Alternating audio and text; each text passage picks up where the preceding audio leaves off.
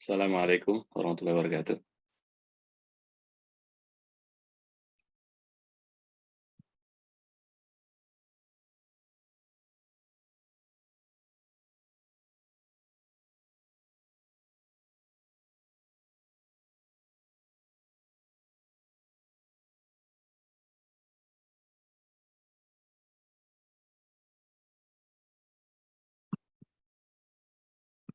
Assalamualaikum.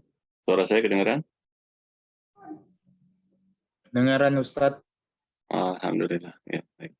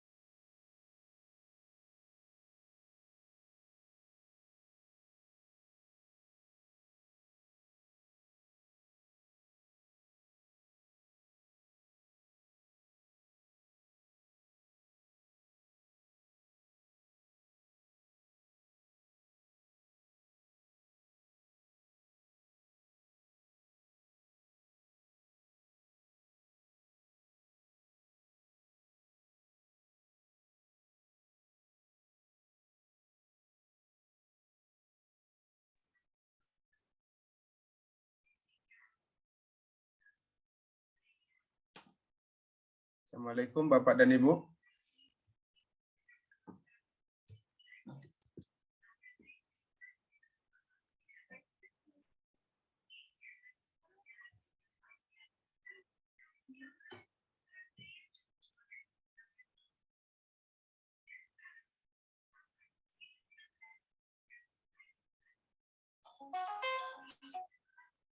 Assalamualaikum Bu.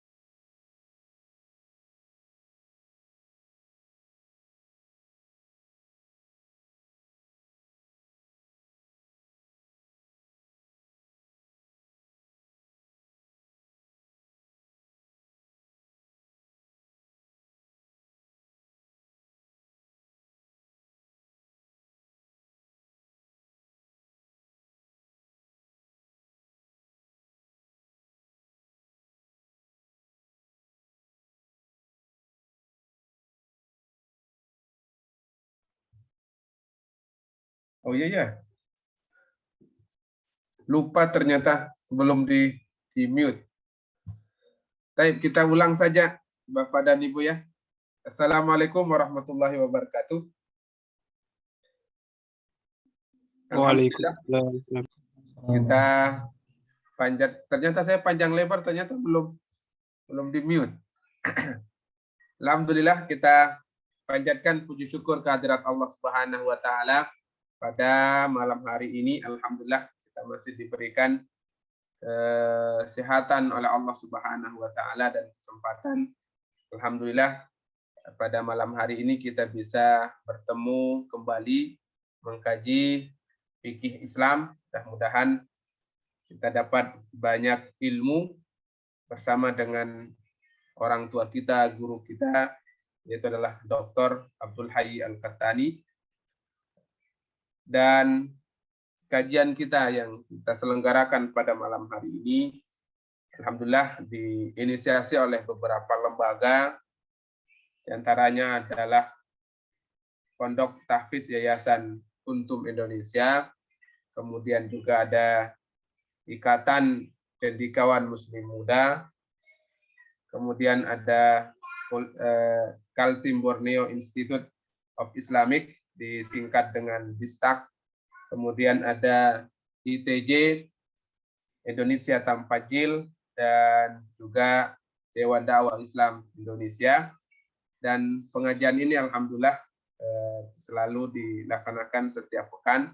Mudah-mudahan kita dimudahkan oleh Allah Subhanahu wa taala memahami permasalahan-permasalahan yang ada di dalam syariat Islam, wabil khusus adalah berkenaan dengan fikih. Untuk mempersingkat waktu, maka untuk mendatangkan keberkahan, mari kita buka kajian kita pada malam hari ini, dan dengan sama-sama kita mengucapkan basmalah. Bismillahirrahmanirrahim.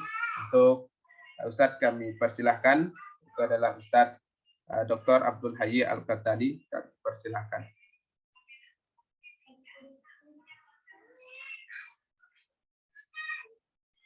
Ya, terima kasih Ustadz Mujirni, ya, berusaha atas pembukaannya. A'udzubillahi minasyaitonirrajim. Bismillahirrahmanirrahim. Assalamualaikum warahmatullahi wabarakatuh. Waalaikumsalam warahmatullahi. Alhamdulillahirabbil alamin, wassalatu wassalamu ala asyrofil anbiya'i wal mursalin Sayyidina Muhammadin wa ala alihi wa sahbihi wa man tabi'ahum bi ihsan ila yaumiddin. Rabbi shrah li sadri wa yassir li amri wahlul 'uqdatam min lisani yafqahu qawli.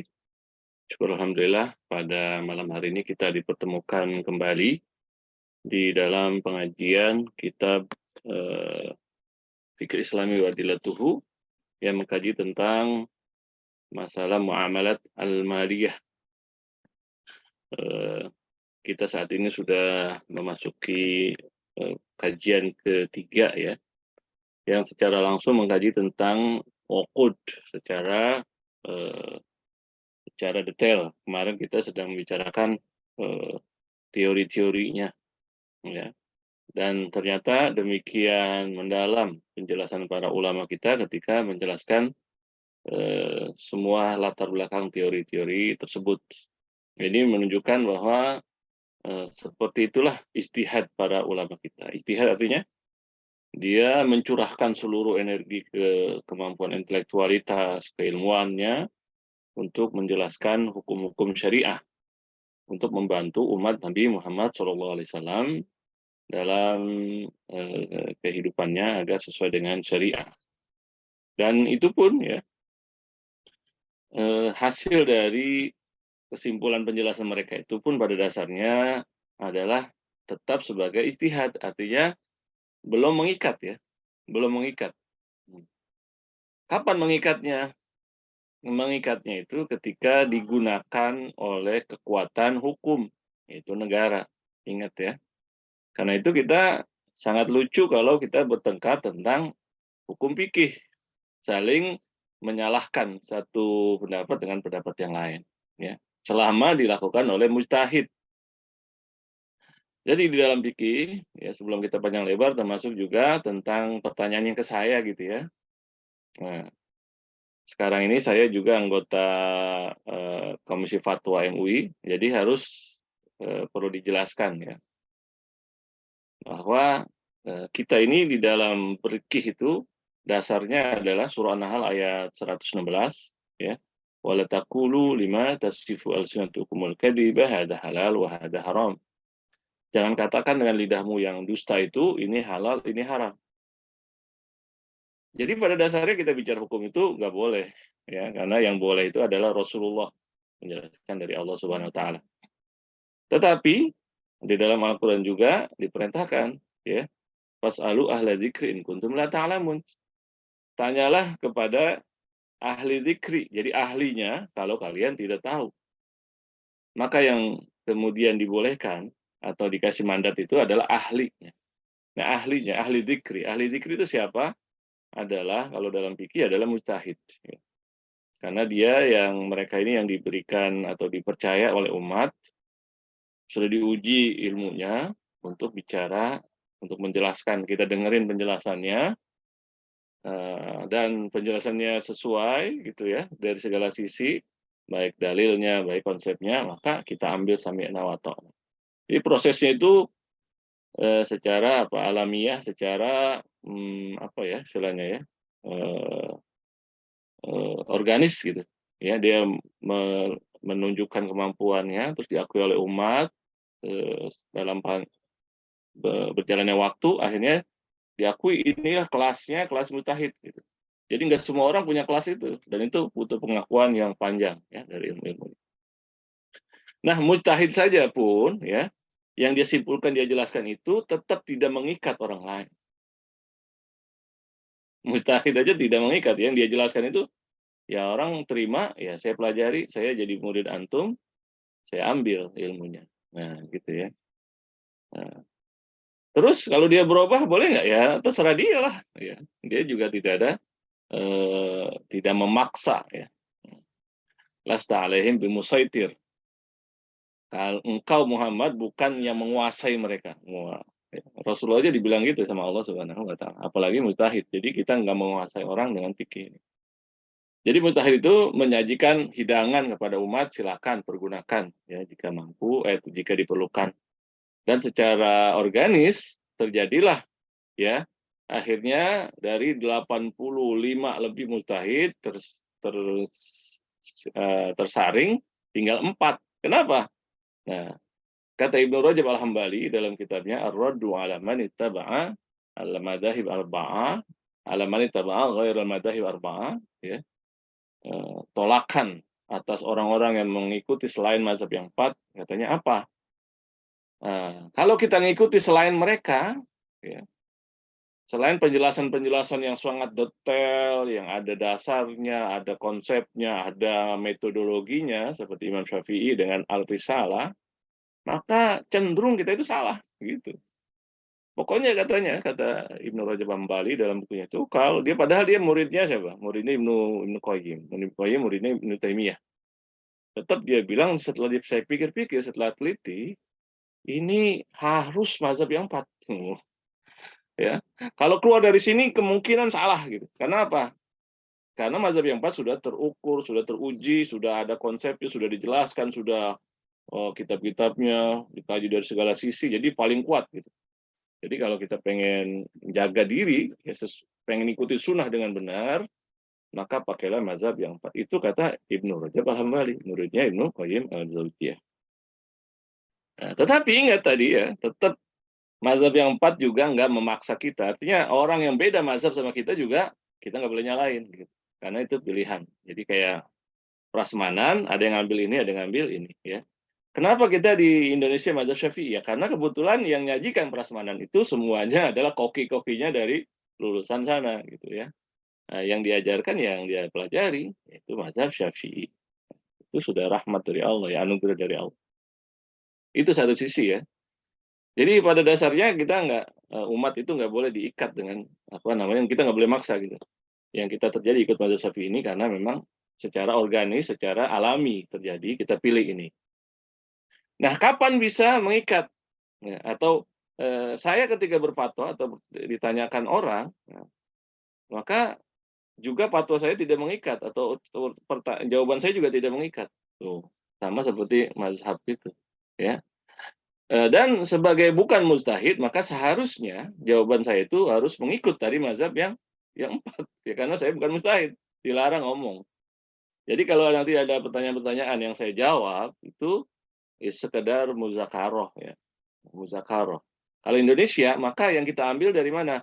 Fatwa MUI yang resmi. Jadi sebagai pribadi itu nggak boleh berfatwa, ya ingat. Pribadi itu nggak boleh berfatwa, nggak boleh nanti dikutip-kutip ini. Menurut fatwanya Ustaz Abdul Hayy begini, nggak boleh. Saya hanya muzakaroh ya.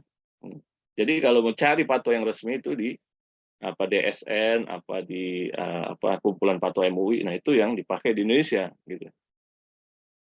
Nah, jadi fatwa itu ya, penjelasan ulama itu sifatnya seperti itu, seperti hidangan yang bebas diambil. Kapan dia mengikat? Mengikatnya kalau masuk kodok, ya, masuk pengadilan. Maka kalau udah masuk pengadilan, kemudian dibawa ke sana dalam masalah tentu saja konflik ya, konflik tentang akad, tentang masalah jual beli ya dan sebagainya yang hubungan antara manusiawi, maka Kodi mengatakan yang salah si fulan, yang ini yang benar yang ini. Maka itu mengikat gitu. Baru kodo itu yang mengikat. Jadi saat itu yang menolak bisa dipenjara gitu ya. Yang kalah harus ngeluarin tanggung jawab dia gitu. Jadi ada tingkatannya ya, tingkatannya. Nah, kita ini yang masih awam, maka tingkatannya ya dengerin gitu. Kalau mau aman tadi mazhab yang 4 gitu aja ya. Karena itu kita kajian kita ini pakai mazhab. Terjadi pertengkaran bicara hukum itu karena orang udah nggak pakai mazhab, nggak pakai sistem, nggak ada ilmunya juga. Dia berfatwa, setelah itu berantem lagi. Maka udah berapa kali kalah, berapa kali salah dia melanggar surah An-Nahl ayat 116 ya. Kemudian melanggar larangan berantem. Pertama udah nggak boleh bicara hukum, kemudian nggak boleh berkelahi sama muslim, apalagi nyala-nyalain, apalagi banyak sekali dosanya gara-gara salah dalam bicara hukum ya. Padahal hukum ini tujuannya bukan menang-menangan tapi ingin tunduk kepada Allah. Waman ahsanu dina mimman aslama wajhahu lillah. Agama yang terbaik itu adalah yang tunduk kepada Allah. Tunduk kita itu hati, kemudian fisik. Nah, jadi setelah hati kita tunduk, maka sekarang fisik kita juga, yaitu apa? Ya, kegiatan kita, transaksi kita, ya, ibadah kita supaya sesuai dengan keridhaan Allah Subhanahu wa taala. Ini ya, saya jelaskan ini supaya jadi reminder bagi kita tentang konsep fikih itu ya, tentang konsep hukum dalam Islam. Supaya kita ngerti dasarnya itu sebagai apa ya, bagaimana. Nah, nanti yang kalau pertanyaan-pertanyaan itu yang dari saya itu adalah muzakarah ya. Kalau mau cari ininya nanti di MUI atau di Kitab Mazhab, kita cek lagi. Dulu saya pengennya pertanyaan itu ditanya dulu gitu ya. Nanti saya catat, saya lihat di kitab. Nah, gitu seharusnya ya. Kalau zaman dulu gitu, tapi orang sekarang kan males. Pengen jawab juga sekarang. Harus padahal ngeri ya. Bicara hukum itu ngeri. Baik, ya ini ya sebagai reminder bagi saya dan kita semua ya, berhati-hati karena dasarnya nggak boleh kita bicara hukum itu. Hukum ini milik Allah dan Rasulnya. Oh, saya belum boleh share screen, gimana? Ya, tolong hostnya diubah ya.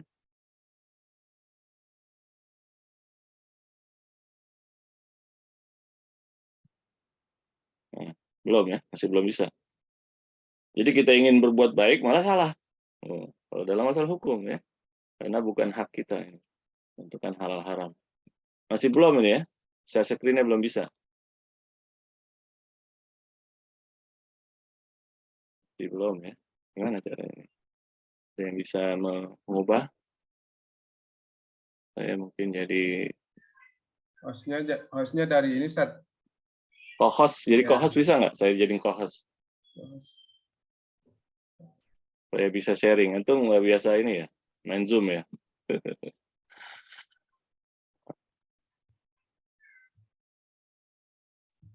Dari beliau ini ke anunya. Ngasihnya ya. Iya, Pak. Gimana jadinya nih ya? Dari Pak apa? Mas apa tadi itu? Serawan ya, siapa nih? Coba saya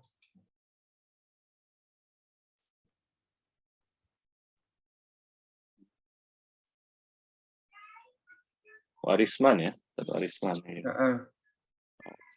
nggak bisa di. Jadi tanpa apa? Tanpa slide boleh juga sih, salah juga. Cuman paling muka saya aja yang kelihatan terus.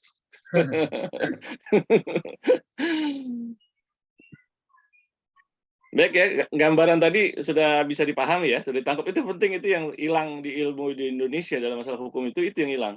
Itu ya yang hadir ini bisa menangkap ya, bisa itu ya, mengingat ya poin-poin tadi ya. Perlu diperkuat lagi nggak? Poin tadi itu, masalah hukum, masalah fikih, hukum, mujtahid ya.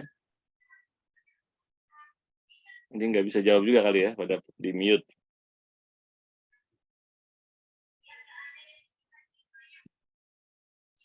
Nggak bisa diotak-atik, Ustaz.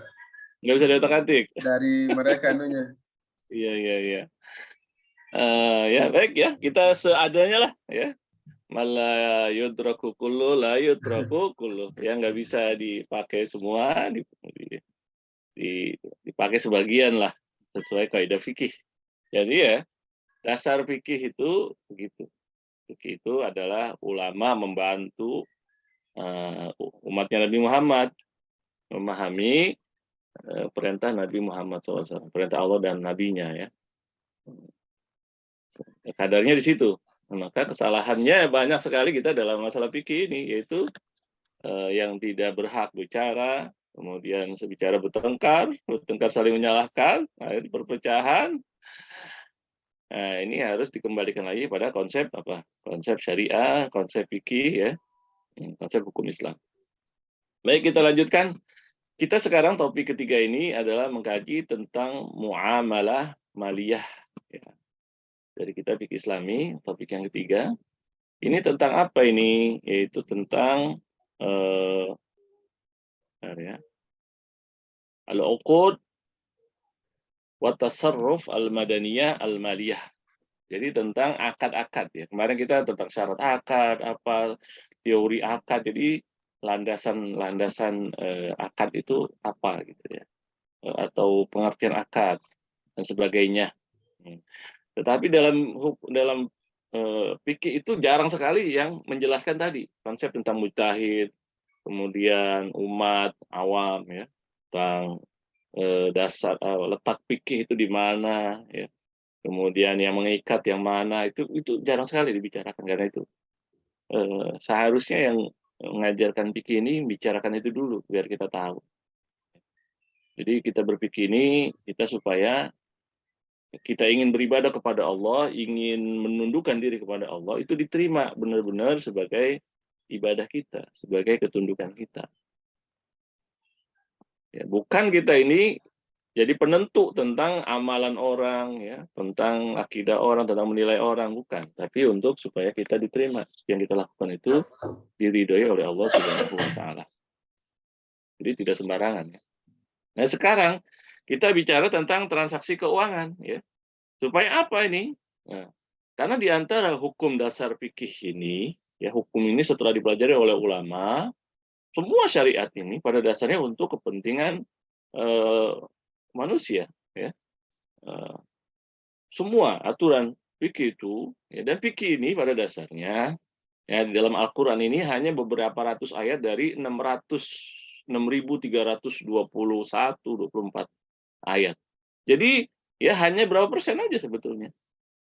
Tidak sampai nggak sampai 20%. Bayangin ya. Ada yang bilang 200 ayat, ada yang bilang 300, ada yang bilang 400, ada yang bilang semuanya ayat itu adalah hukum, ada juga ya. Tapi yang bicara tentang hukum atau hukum itu kan ada perintah larangan ya. Kerjakan tidak kerjakan, kerjakan tidak kerjakan. Ya yang begitu itu hanya 200 lebih. Dasarnya seperti itu. Berarti ya hukum syariat atau ajaran Islam ini lebih luas lagi dari fikih sebetulnya. Yaitu tentang apa? Tentang akhlak kepada Allah, tentang hati kita, tentang perjuangan, tentang cinta kepada Allah, tentang ketundukan dan seterusnya. Ya, nggak bisa. Nah, dan seterusnya ya banyak sekali sejarah, belajar dari sejarah-sejarah dan sebagainya. Nah, sekarang kita ingin transaksi kita ini, ya keuangan kita, kerjasama kita dengan sesama atau non sesama Muslim itu diakui oleh Allah, diridhoi, bukan sesuatu yang dibenci, sesuatu yang diharamkan, melanggar, membuat kemurkaan Allah. Dan seluruh hukum-hukum itu, ya, diantaranya adalah untuk menjaga harta. Jadi kita ini tasarruf maliyah itu harta. Jadi salah satu syariat yang diturunkan oleh Allah, ya, tujuan syariat adalah atau namanya itu tujuan utama syariat atau aturan turunkan Allah atau agama ini adalah menjaga harta. Ada menjaga pertama agama, ya, kemudian menjaga jiwa supaya jiwa kita ini nggak gampang disia-siakan, dibunuh dan sebagainya.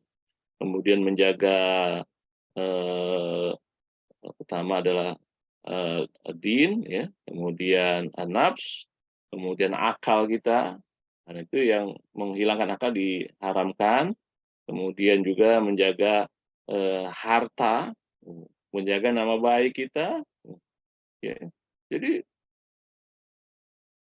semuanya itu untuk kepentingan kita. Jadi kita ketika kita bersyariat, berhukum, itu beda dengan hukum-hukum KUHP. KUHP itu masalah aturan-aturan negara. Tapi kalau ini kita sedang menjalankan kasih sayang Allah buat kita. Kita dikasih aturan oleh Allah supaya kita hidup ini sesuai dengan yang disayangi atau diridhoi oleh Allah. Maka kita jalankan syariat ini beda dengan menjalankan hukum KUHP.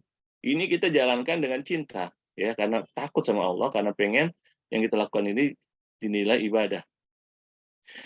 Nah, di antara hukum-hukum atau tujuan hukum utama yang 5 itu adalah menjaga harta. Harta kita ini dijaga oleh Allah, diberikan sama Allah, tapi juga dikasih aturan supaya tidak sembarangan disia-siakan, nggak ada yang merampas, nggak ada yang menipu dan sebagainya. Atau kita menipu orang, nggak boleh juga. Nah, maka transaksi di sini dijelaskan oleh para ulama ada namanya tasarruf al-madaniyah al-maliyah, ya, atau tindakan transaksi keuangan yang dilakukan oleh manusia, antara manusia dengan manusia. Jadi di sini dipetakan ada berapa ya? Ada 18 ini. Ada 18 macam bayangin. Pertama adalah al-bai' wa anwa'uhu. Pertama jual beli dan jenis-jenisnya. Jadi macam-macam kita. Ada jenis jual beli itu banyak ya. Seperti sulam, istisna, as-sarf, al-jazab, riba. Ada juga murabahah, ada tauliyah, wadi'ah, al-iqalah. Jadi ada macam-macam. Ada yang salam itu atau sulam atau salam, ya. Kita memesan barang, modelnya begini. Atau istisna, minta buatin. Jadi beda itu transaksinya, ya. Seperti tukang jahit kan, itu istisna namanya. Tolong buatkan begini-begini. Belum ada barangnya, tapi kita keluarkan uang untuk dia kerjakan. Itu namanya istisna. Atau sorf, ya. Kemudian jazaf, ada juga riba, ada juga yang riba. Ada juga bai amanah, serahkan uang kita ini supaya dikerjasamakan, nanti kita dapat bagian keuntungan, ya, murabahah, tauliyah, wadiah, titipan, ada iqalah, pembebasan dan sebagainya, ada jenis-jenisnya gitu, ya. Sesuai yang kita lakukan sehari-hari. Dalam hidup itu macam-macam, ya, seperti itu transaksi-transaksi kita dengan orang lain. Itu semua dijelaskan, itu buyuk, ya. Tobe, wanwahu, ada jenis-jenis jual beli. Kemudian juga ada namanya qard, pinjam meminjam. Nah, pinjam meminjam, ya, pinjam uang terutama. Qard itu sesuatu yang habis dipakai, yang harus dikembalikan. Nah, itu ada qard. Ada juga ijar, sewa menyewa, ada juga, ya. Kemudian ju'alah, yang kemarin kita sebut-sebut tentang apa? Siapa yang bisa membuat ini dikasih ini, ya. Namanya reward award, ya, atau apa itu, sayembara, ada juga, ya. Sayembara yang punya kreasi ini nanti dapat hadiah ini, itu sayembara, jualah.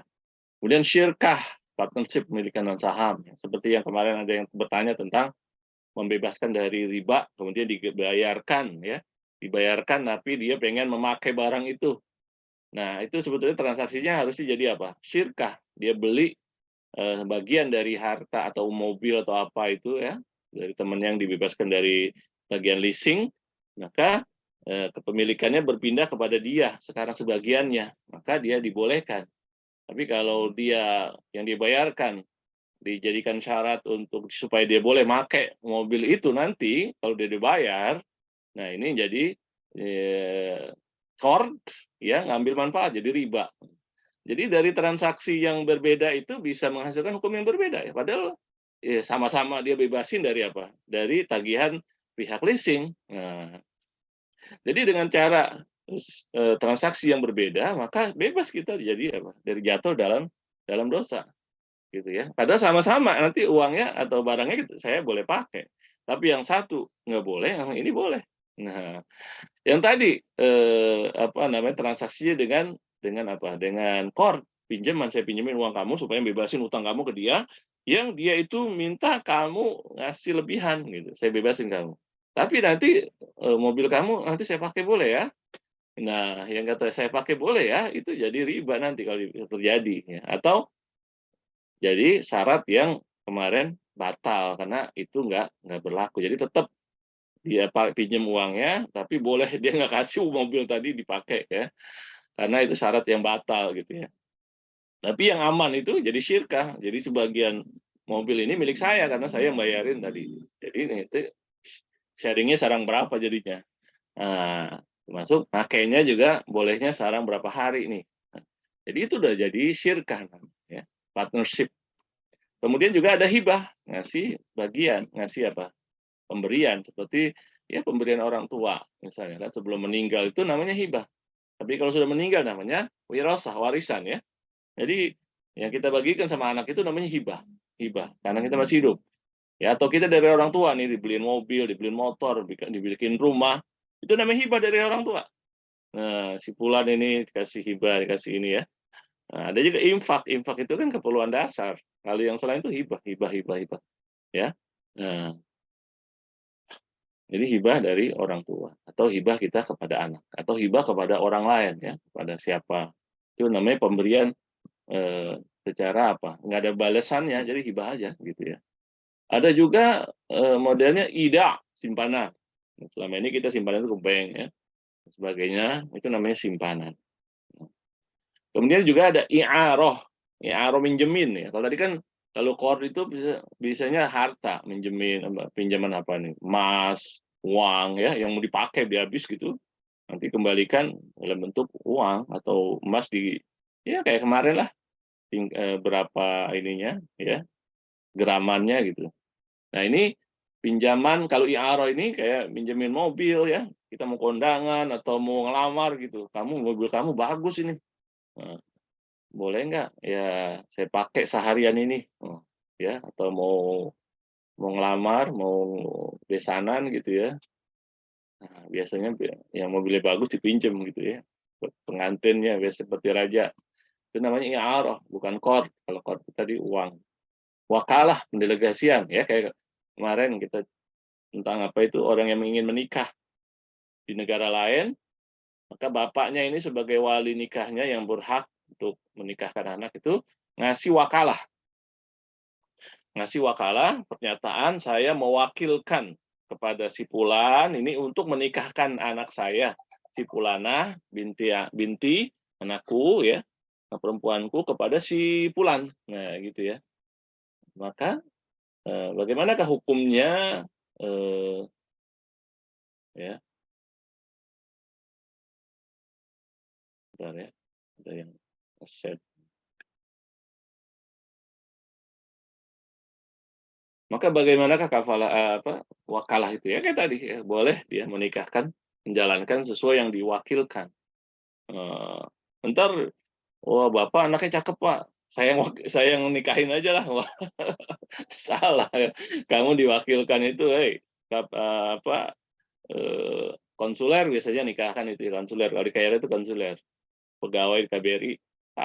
Saya kasih wakalah untuk nikahkan dia dengan si dia, bukan dengan kamu ya. Jadi pendelegasian wakalah itu ya.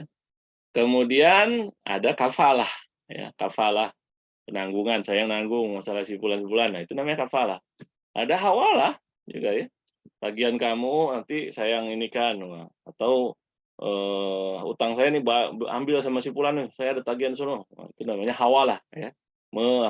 Transfer tagihan dan sebagainya. Atau rohon gadai, ada juga ya. Gadaikan barang saya ini, ya saya gadaikan. Ya. Ada juga sulh. Sulh ini ya, ketika orang ada saling apa nih, ya, ada tagihan-tagihan, maka dia menurunkan tagihannya ya karena biasanya ada masalah gitu ya, nggak sanggup sanggup bayar atau ada apa kejadian ya, kayak di Cianjur sekarang masing-masing ada tagihan, ada utang, bagaimana caranya? Maka bisa menurunkan tagihannya dan sebagainya. Itu namanya sulh ya. Kemudian alibro, membebaskan. Oh, kesian nih.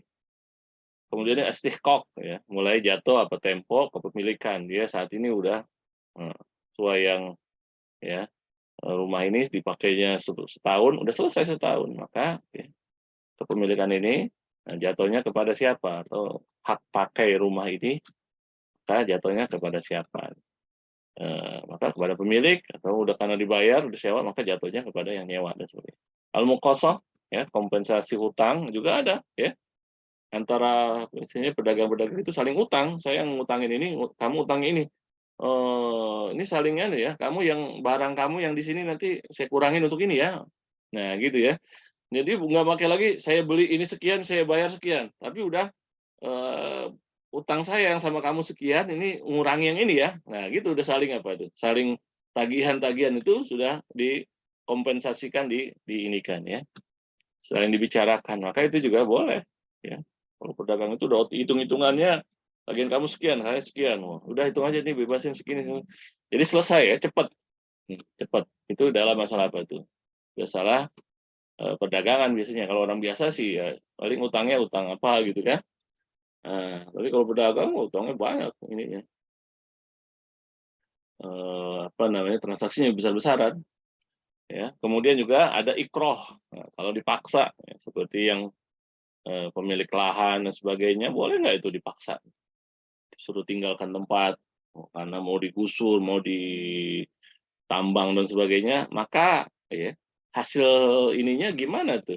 Surat menyuratnya, kesahan kepemilikan yang maksa tadi. Nah, ada juga di sini ya. Jadi kalau paksaannya itu memang mau kuat, maka nggak sah itu. Kalau nanti boleh dibawa ke pengadilan, menunjukkan bahwa surat itu dibuat, pemilikan itu secara paksaan, Pak.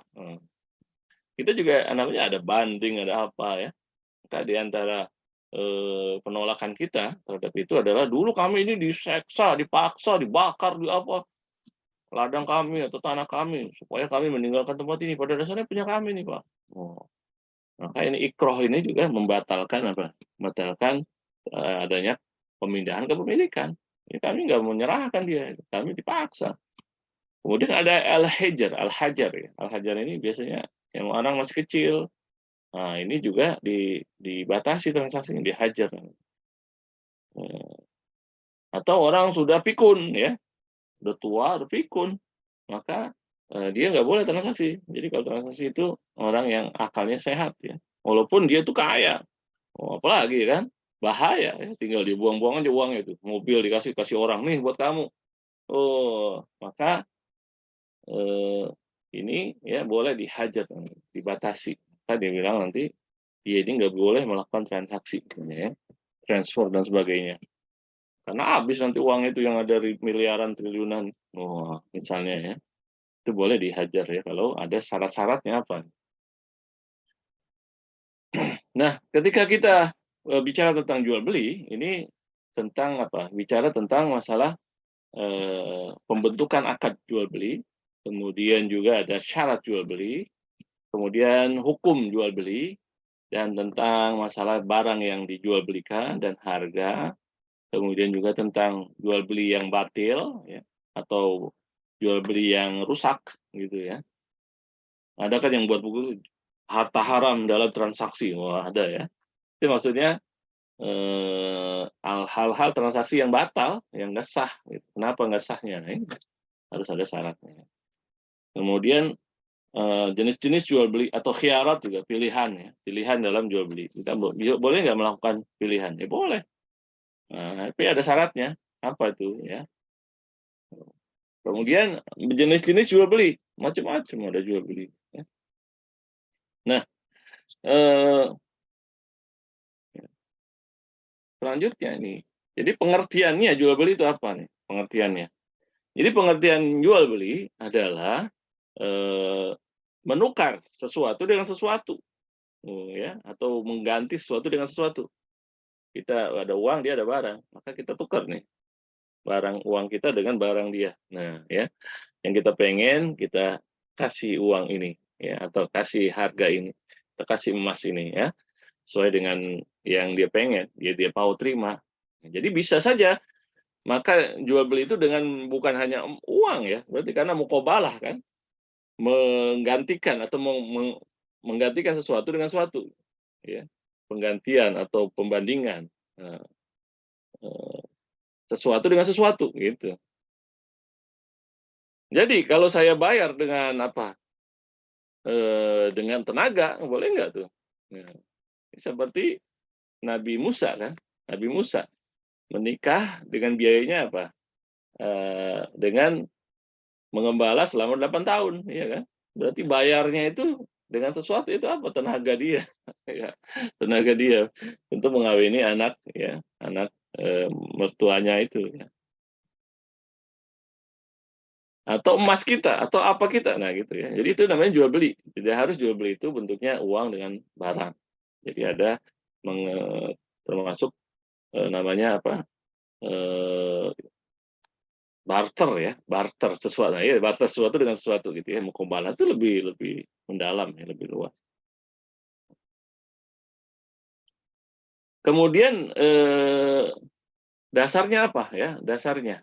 Nah, dasarnya ini, ya, atau istilah ini bisa juga di apa ini, di diambil dari Quran dengan kata-kata wasyarouhu bisamanin bahs, ya, atau dia menjualnya dengan harga murah.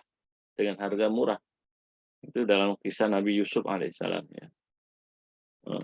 Sementara, nah itu istilah ya, istilah dalam bahasa. Kalau dalam, namanya terminologi, jual beli itu adalah apa? Eee, Membarter uang ya, dengan cara tertentu tuh. Atau membarterkan ya, atau menggantikan sesuatu yang dikehendaki dengan nilai yang sejenisnya, dengan cara yang berguna dan khusus. Artinya dengan apa? Dengan cara transaksi gitu kan, kamu jual, saya beli ini, terimalah uang ini. Kan dia bilang saya terima uang, ya. Kemudian kamu terima barangnya. Nah, itu namanya cara tertentu dan transaksi tertentu, ya. Dan di sini disebut-sebut tentang apa? Tentang, berguna atau bermanfaat, ya, atau tidak dikehendaki.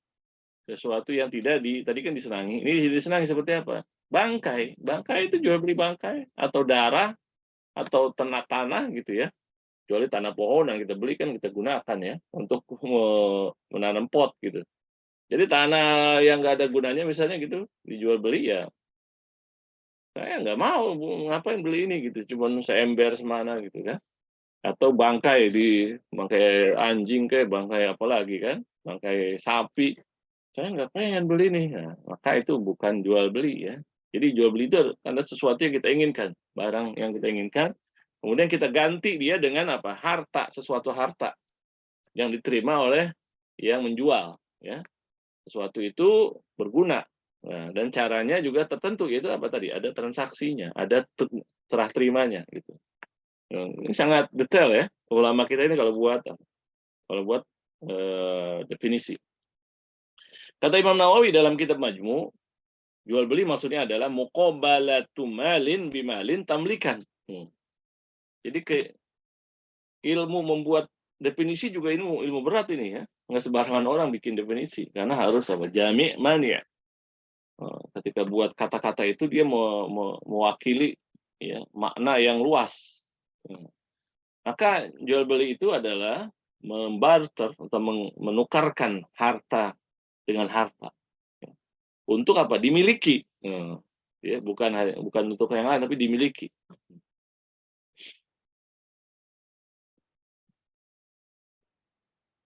Terus harta itu apa? Menurut Abu Hanifah ya, harta itu atau mazhab Hanafi, bahwa harta itu adalah sesuatu yang diingini oleh jiwa manusia atau keinginan diingini oleh orang. Tuh. Dan bisa disimpan untuk waktu yang dibutuhkan. Begitu ya. Harta itu sesuatu yang diinginkan dan bisa disimpan. Itu namanya harta. Kalau nggak bisa disimpan, itu bukan harta ya. Jadi sesuatu yang kapan kita butuhkan bisa digunakan. Nah, itu namanya harta. Sampai begitu otaknya sampai ya ulama kita itu. Jadi nggak sembarangan kita itu. Ya. Dan banyak lagi ya. Sementara menurut jumhur fuqaha ini apa nih ya?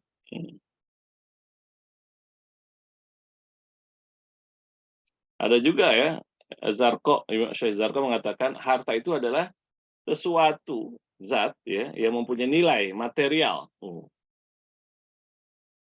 di antara manusia. Apa aja yang mempunyai nilai material di antara manusia itu namanya harta. Kalau sekarang kan ada harta kekayaan intelektual haki. Itu kan nggak kelihatan haki itu kan, tapi intelektual dan karena bernilai di antara manusia maka jadi harta. Itu apa karya kita, puisi, lagu itu kan nggak ada bentuk ininya tapi didengarkan jadi nilai. Maka suatu yang punya nilai di antara manusia itu namanya harta ya. Maka kita boleh jual apa tuh karya kita, apa syair kita ya, lirik apa maros apa kan ternyata laku sama orang, itu boleh dijual belikan karena itu adalah harta.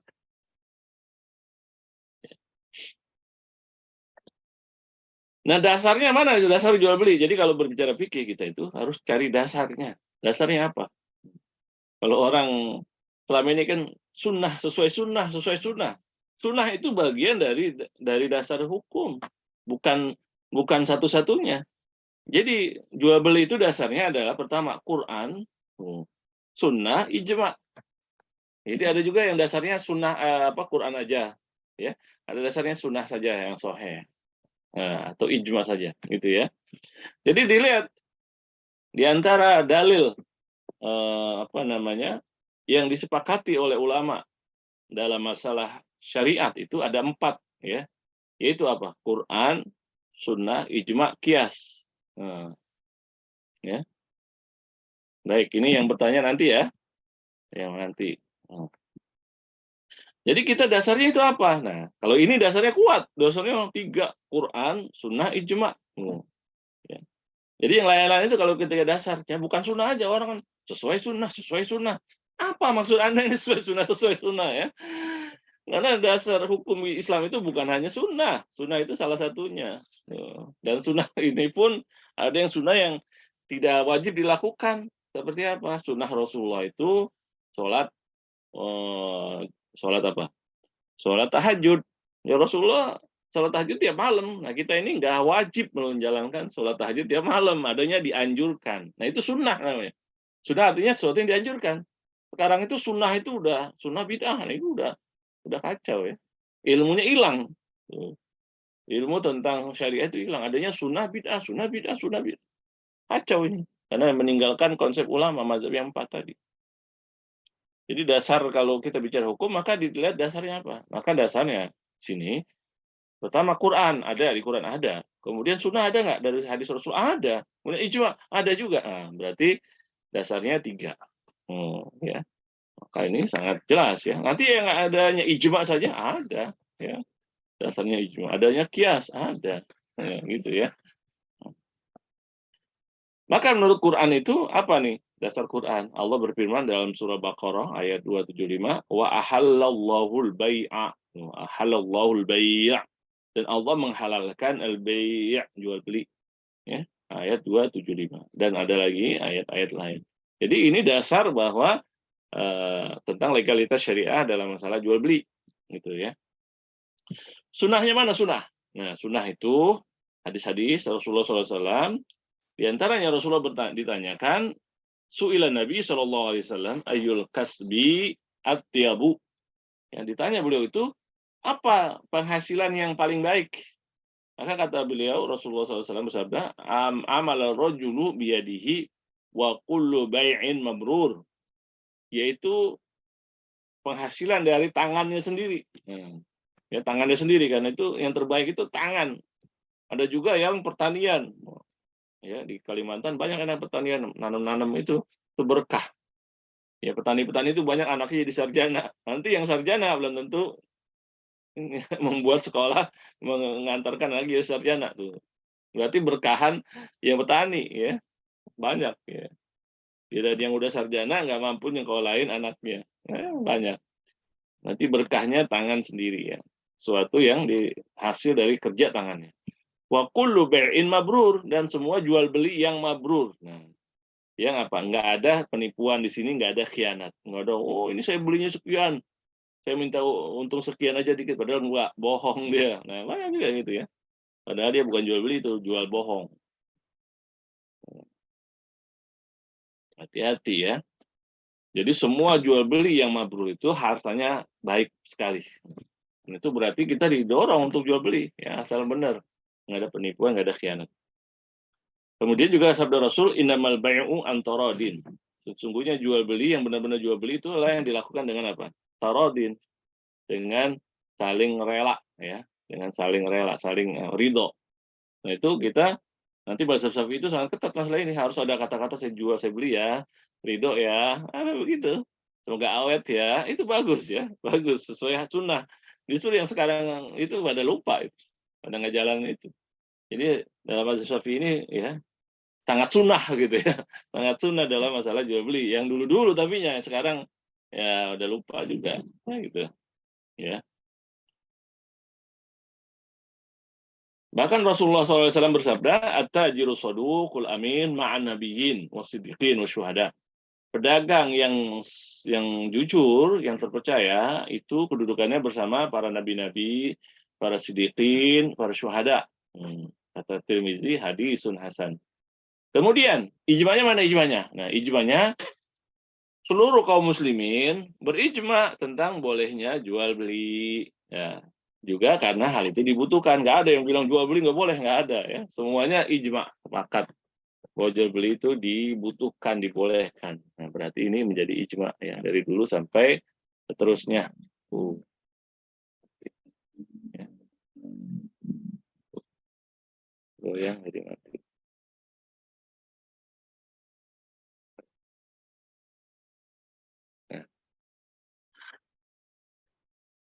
Nah, itu apa namanya? Landasan syariatnya. Tapi tetapi pada dasarnya dalam syariat sendiri bahwa hukum asal jual beli adalah boleh.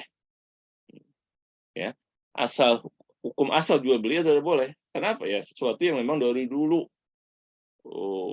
manusia paling awal sendiri sudah ada jual beli. Jadi dasar perilaku jual beli itu ya asalnya boleh. Artinya apa? Kalau nggak ada larangan itu boleh gitu. Selama tidak ada larangan yang begini, begini, begini. Jadi pada dasarnya kalau udah jual beli itu boleh. Ya. Imam Syafi'i berkata, dasarnya jual beli semuanya mubah. Ya, jadi begitu. Jadi kita cari hukum dasar itu apa? Kalau syariat itu landasannya apa? Kalau sebelum ada syariat itu apa gitu. Ya. Nah, sebelum ada hukum, sebelum ada dasar, sebelum ada pembatasan dan sebagainya. Maka dasarnya jual beli itu boleh. Nah, gitu ya.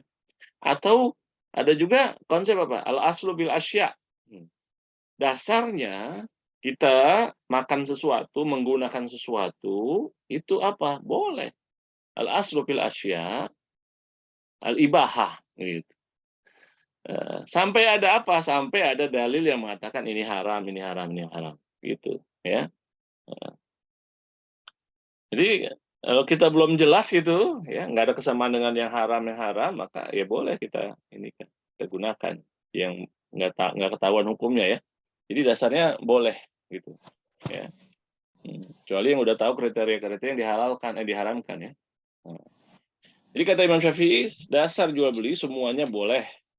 Jika apa? Dilakukan dengan ridho di antara dua pihak yang bertransaksi. Yang memang barang yang ditransaksikan itu dibolehkan. Gitu. Maka yang haram-haram barangnya ya otomatis nggak boleh. Ya. Jadi yang barangnya halal boleh. Itu ya. Dasarnya boleh. Kecuali yang udah ada larangan. Atau barangnya terlarang baru nggak boleh. Tuh.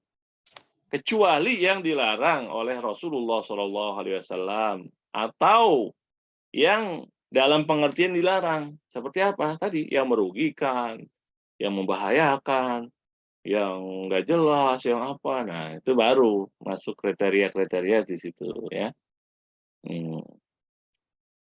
Sementara yang nggak ada masuk ke situ kami bolehkan ya. Sesuai dengan apa? masuk dalam keumuman lafaz firman Allah Ta'ala, wa ahallallahul bai'a, dan Allah menghalalkan jual beli. Dan juga firman Allah, illa antakuna tijaratan antaradim minkum, kecuali perdagangan yang dilakukan dengan ridho di antara kalian. Ya.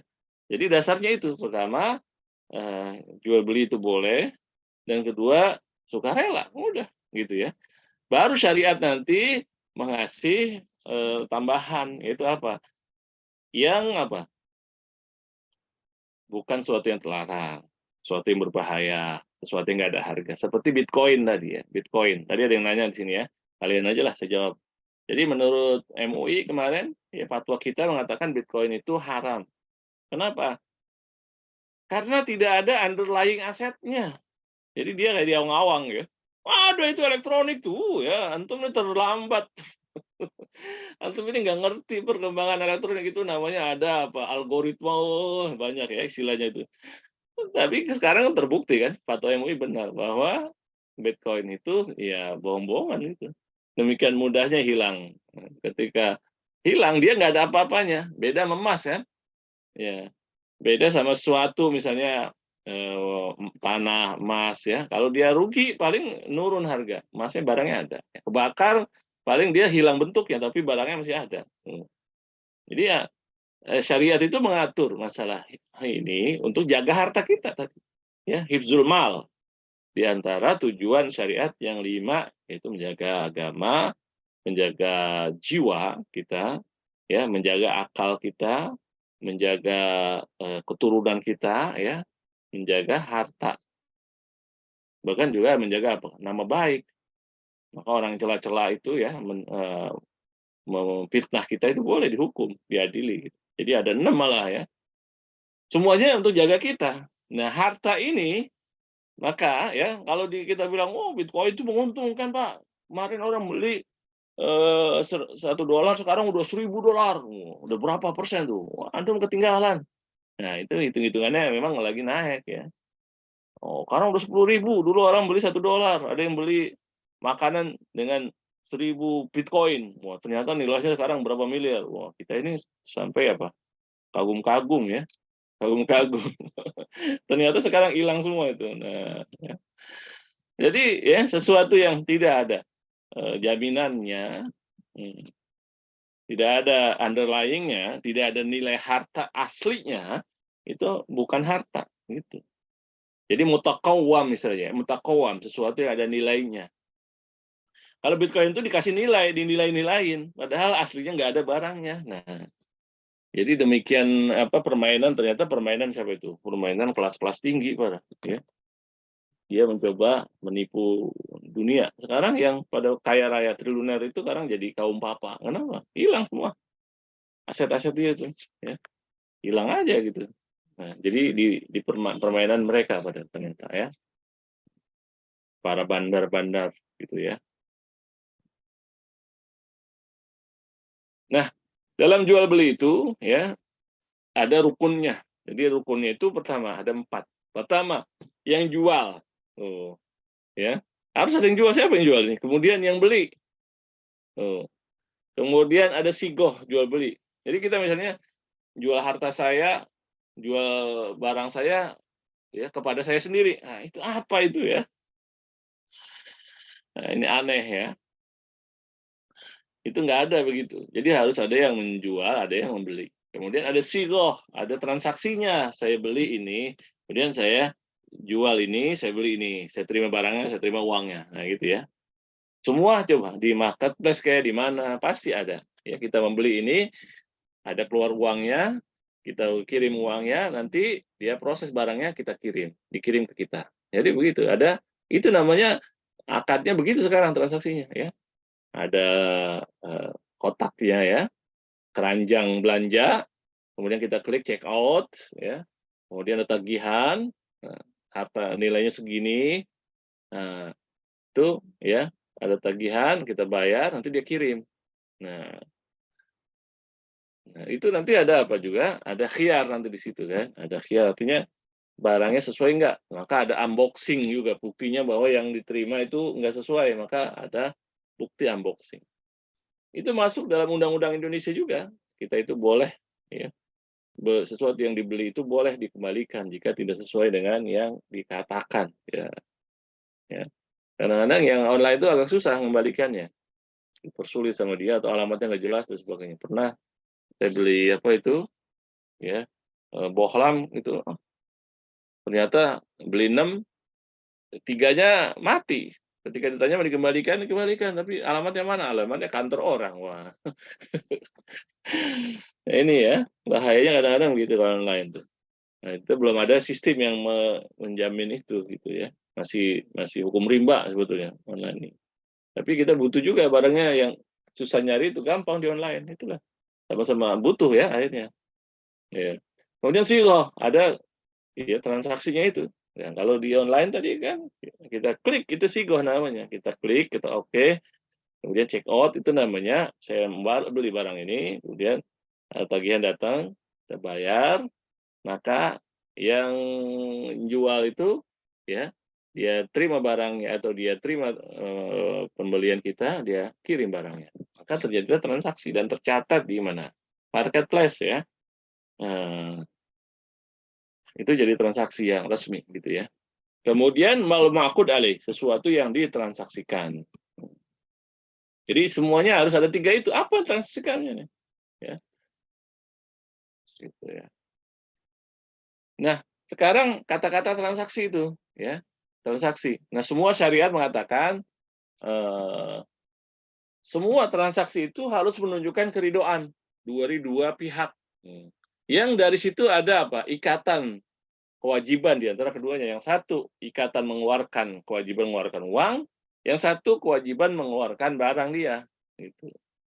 Jadi dari transaksi itu. Nah, maka kalau kita online itu kan, yang dia lambat kirim kita bisa tegur. Atau bisa kita batalkan. Kenapa? Sudah berapa hari nih belum dikirim barangnya. Karena nggak ridho kita kan. Nggak ridho barang itu nggak dikirim. Misalnya. Padahal sudah ada transaksi di depan. Ya, dia sudah proses barang tapi nggak dikirim-kirim. Akhirnya dibatalkan. Jadi ya pada dasarnya kata-kata transaksi itu sigat ijab wa qabul itu adalah apa? Yang menunjukkan keridhaan di antara dua pihak, yang beli dan yang menjual gitu.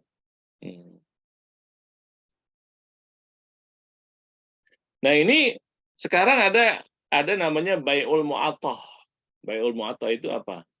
Ada ya dua pihak yang menentukan untuk menjual beli dan ada harganya jelas, tuh. Harga jelas, tapi tanpa apa? Yang pembeli ngambil barang, kemudian ngasih uang, tuh. Kemudian yang jual itu ngambil uangnya, nyerahin barang, tanpa ada apa? Tanpa ngomong, tanpa ada tanda. Ya, jual beli, pokoknya ngerahin aja uang, ngerahin uangnya. Itu namanya mu'atot ya, mu'atot. Nah ini ulama-ulama ini berbeda pendapat ini. Kalau Hanafi, Malikiyah, Hanabilah itu katanya boleh selama itu di apa?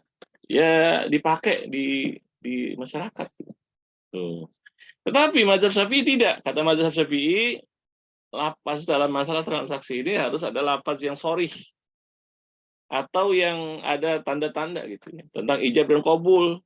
Nggak boleh cuma ngambil atau naruh barang duitnya segini saya ambil, ada gitu kan, kotaknya ini terus kita ambil. Ada juga kan yang begitu tuh.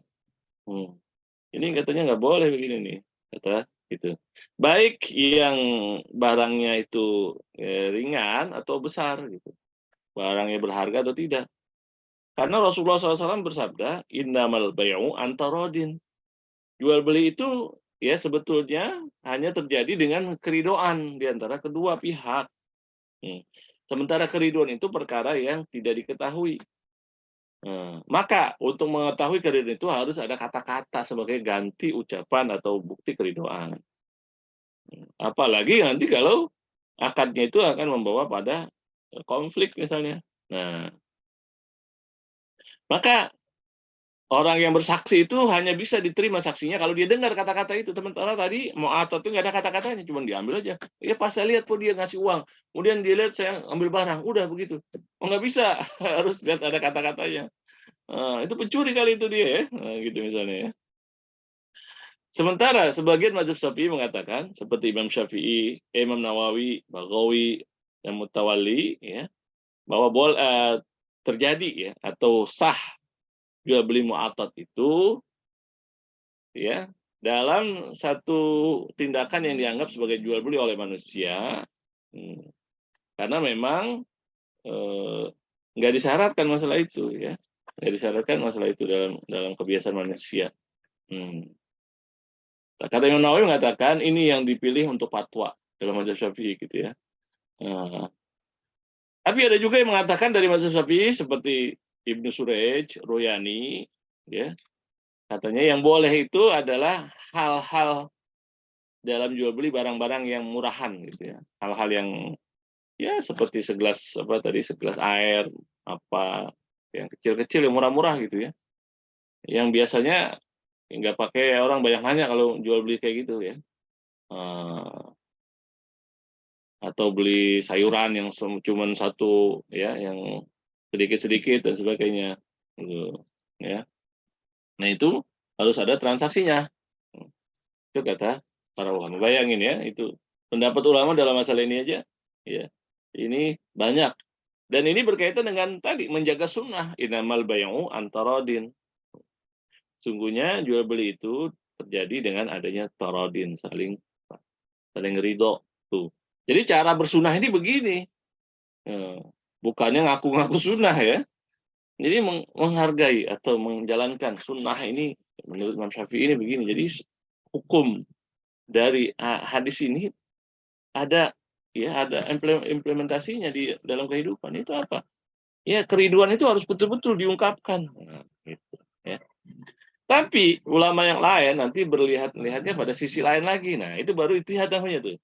Ya. Bukannya kita tuduh, sebagian dari mengikut mazhab Syafi'i tidak mengikuti Imam Syafi'i. Wah, nggak ngerti nih bocah nih. Ini kan kayak Imam Nawawi gini kan. Imam Nawawi ini berbeda kan tadi dari Imam Syafi'i. Ini bahkan yang terpilih untuk fatwa. Kenapa? Tadi kan dia menggunakan metode yang sama, tetapi dia melihat kenyataan di lapangan itu, bai'ul mu'atat itu udah biasa sekali dan itu mempermudah gitu ya. Maka akhirnya kata Imam Nawawi setelah dipikir ini, tidak ada pengkhususan gitu ya. Masalah syarat harus ada kata-kata. Jadi ridho itu nggak harus kata-kata. Tuh. Jadi bukannya Imam Nawawi itu membantai Imam Syafi'i, bukan. Jadi dia tetap dalam mazhab Syafi'i, ya. Tapi dia ada kesimpulan lain dan itu boleh-boleh saja. Bukan yang ada yang nulis buku, wah, ini perbedaan pengikut Syafi'i dari Imam Syafi'i dan itu berdosa katanya. Kamu nggak ngerti, ya nggak ngerti hukum bicara hukum. Jadinya begitu kesimpulannya. Untuk cuman nawa-nawain orang gitu ya. Nah ini keliru ya. Jadi kita harus tahu rahasia hukum, metode hukum itu begitu cara. Bukan seperti yang dipahami yang tidak ngerti usul fikih dan cara berfatwa berijtihad di antara para ulama. Nah ini contohnya ya. Ya semoga ini bermanfaat ya. Ini sudah sejam lebih ya, sejam seperempat. Semoga bermanfaat dan kita diberikan kesempatan oleh Allah Subhanahu wa taala untuk melanjutkan lagi kajian tentang transaksi maliyah ini sehingga transaksi kita ini semuanya dilakukan dengan tuntunan dari Allah dan Rasul-Nya dan menjadi amal ibadah. Ya baik dari saya cukup sekian. Terima kasih. Wassalamualaikum warahmatullahi wabarakatuh. Waalaikumsalam warahmatullahi wabarakatuh. Alhamdulillah, terima kasih Ustaz telah menyampaikan berkenaan dengan muamalat yang sesungguhnya banyak sekali istilah-istilah di muamalat yang tadi sudah banyak juga disinggung secara sekilas singkat istilah muamalah dalam fikih klasik dan berkembang juga ada nanti fikih kontemporer istilah-istilah dalam muamalat. Mungkin Itu sekedar ringkasan dari saya karena sudah semuanya pada mendengarkan apa yang disampaikan oleh Ustadz kita. Untuk mempertajam kajian kita, pertemuan kita pada malam hari ini, mungkin ada dari Ustadz dan Ustazah yang ingin ditanyakan kepada Ustadz kita berkenaan dengan muamalat.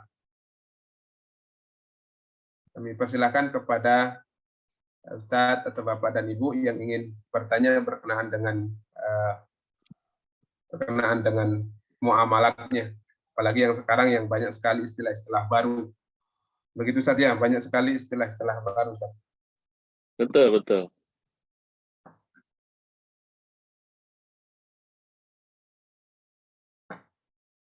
Kayaknya mungkin nggak ada yang bertanya nih Ustadz. Iya, bagus. Sudah, Iya. kalau di Kaltim ini sudah setengah 11 Ustadz. Iya, baik. Mungkin sedikit saja Ustadz berkenaan dengan sekarang kan lagi mungkin sayalah yang bertanya sedikit Ustadz. Berkenaan dengan apa istilahnya trading Ustadz ya, yang lagi viral sekarang itu, bukan viral Ustadz, sudah lama sesungguhnya, banyak disenengin oleh anak-anak muda. Kalau kita lihat hampir sama dengan Bitcoin tadi tuh, hampir sama begitu Ustadz. Bagaimana hukum berkenaan dengan trading ini yang sekarang banyak sekali yang disenengin oleh masyarakat, begitu Ustadz? Iya. Jadi ya trading ini ya, trading forex ya. Trading forex Ustadz. Nah, itu ada juga mengatakan itu sebetulnya macam judi ya. Karena dia kan menunggu turun, menunggu naik gitu ya. Jadi syaratnya itu harus ada tenggang waktu. Nah, tenggang waktu ada berapa gitu. Jadi nanti ada fatwanya itu ya, masalah forex di BSN ya. Jadi untuk membedakan antara gambling dengan tidaknya ya, itu dilihat dari waktunya. Jadi bukan yang tadinya belum dibayar ya. Gitu kan. Ya tagihan itu tadi belum dibayar, udah bikin transaksi baru. Jadi cuman dia kadang-kadang menang, kadang-kadang kalah istilahnya gitu. Itu kayak orang berjudi sudah masuknya. Jadi yang dibolehkan itu yang ada tenggang waktunya. Nah itu detailnya di fatwa-fatwa DSN nanti boleh dilihat ya, untuk supaya kita nggak jatuh dalam masalah itu ya, masalah keharaman. Coba lihat di fatwa DSN ya. Kan tadi saya udah kumpulkan tadi fatwa-fatwa DSN. Bisa dilihat di situ bagaimana ininya ya. Jadi caranya itu yang penting jangan masuk ke maisirnya gitu ya. Maisirnya. Kalau kita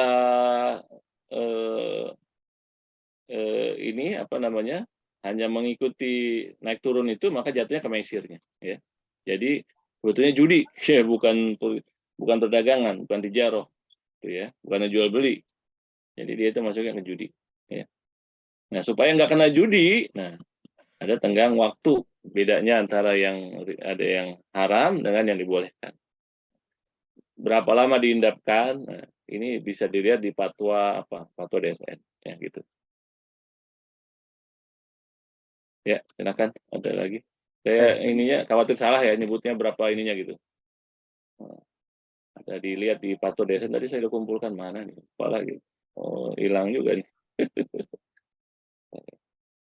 Terima kasih Ustadz atas jawabannya.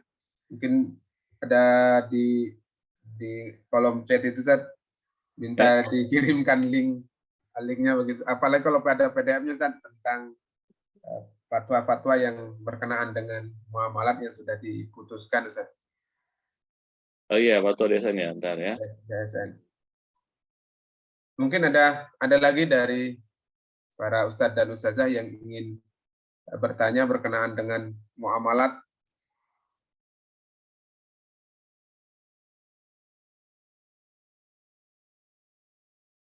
Enggak ada kayaknya Ustadz ya? Kita cukupkan saja Ustadz ya? Iya, baik. Alhamdulillah, kurang lebih kita 1 jam kurang lebih kita kajian pada malam hari ini berkenaan dengan muamalat. Mudah-mudahan kita mendapatkan pencerahan tentang fikih muamalat yang disampaikan oleh Ustadz kita, Ustadz Abdul Hayy Al-Kahtani. Mudah-mudahan kita bisa bertemu kembali di pekan yang akan datang dengan materi, mudah-mudahan dengan materi yang sama, sehingga kita bisa memahami dengan baik berkenaan dengan fikih muamalat. Kami selaku moderator, mohon maaf jika ada kekurangan, ada kesalahan selama perjalanan kita kajian pada malam hari ini. Mari kita tutup kajian kita pada malam hari ini dengan mengucapkan hamdalah, alhamdulillahirabbil alamin, subhanakallahumma wa bihamdika asyhadu an la ilaha illa anta astaghfiruka wa atubu ilaik. Terima kasih semuanya. Terima kasih kepada Ustadz yang sudah meluangkan waktunya Ustadz, dan juga kepada para Ustadz dan Ustazah yang sudah meluangkan waktunya kita kajian pada malam hari ini. Kita cukupkan. Wabillahi taufiq wal hidayah. Assalamualaikum warahmatullahi wabarakatuh. Waalaikumsalam. Terima kasih.